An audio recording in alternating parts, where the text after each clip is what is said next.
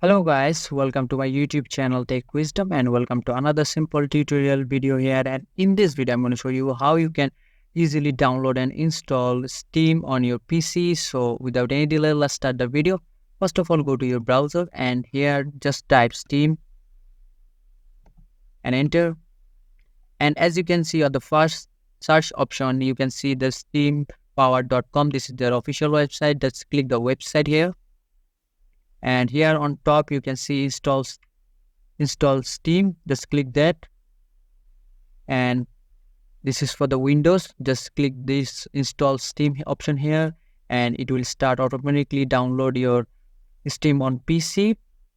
And now go to the folder that you downloaded the application and just double click it here to start installing the process and select yes. And as you can see, this is the installation widget, and just click next here. And you can change language from here, but I'm gonna select it as English and just click next again. And you can change the destination also, but the default will be just fine, and select install and it will start the installation process. As you can see, my Steam installation process is completed, and just click finish.